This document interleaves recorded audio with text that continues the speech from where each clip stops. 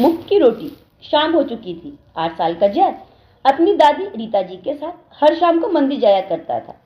वहां से वापस लौटते समय जय आसपास के बने बाजार को देखकर खुश हो रहा था। इस कारण से उसका ध्यान सामने सड़क पर नहीं था। इतने में वह पत्थर से टकराकर गिर गया। गिरने से उसके घुटनों पर हल्की फुल्की चोट आ गई। यह देखकर दादी का तो कलेजा ही मुंह को आ गया। उनकी आंखों में से आंसू बहने लगे। अपनी दादी को रोता हुआ देखकर जय बोला, अरे दादी, आप रोती क्यों है? हल्की फुल्की चोट ही तो है। अब ये तो छोटी मोटी बात है, क्योंकि गलती तो मेरी ही थी। मैं ही रोड पर नहीं देख रहा था।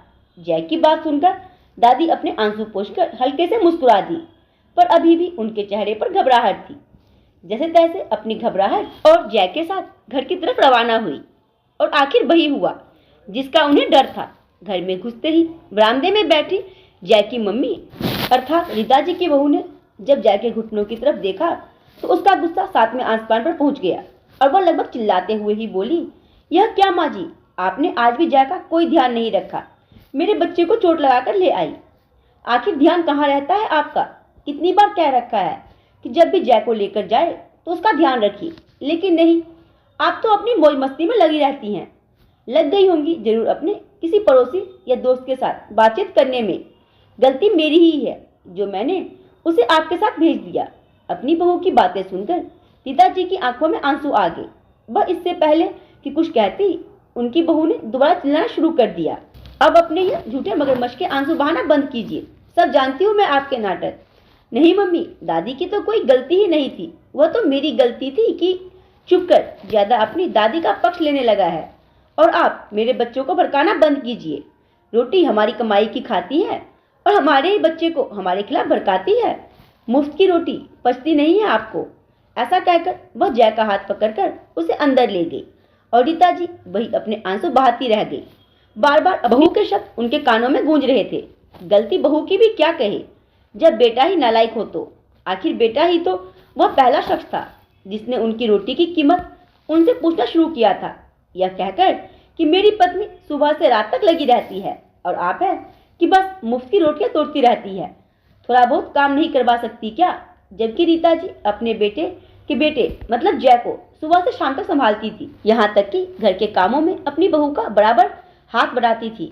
रीता जी को अपने पुराने दिन याद आने लगे जब वह अपने पति के साथ गांव में रहा करती थी, जबकि बेटे बहू यहाँ शहर में किराए से रहते थे।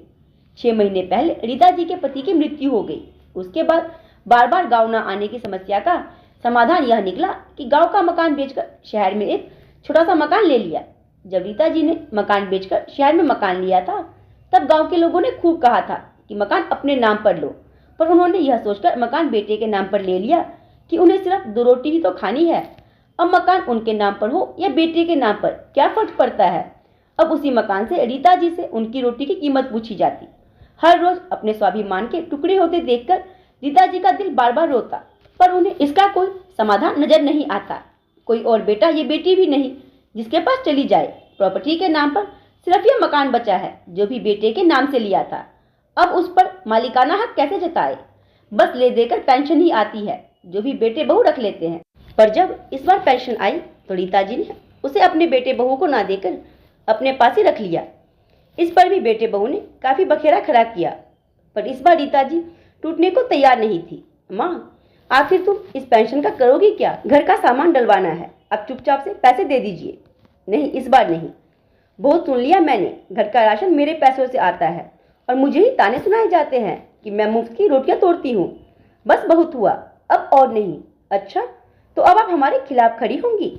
हाँ, क्यों नहीं, आखिर मेरा भी स्वाभिमान है। क्या उम्र के साथ स्वाभिमान खत्म हो जाता है? मैं भी देखूं फिर आप इस घर में कैसी रहती हैं।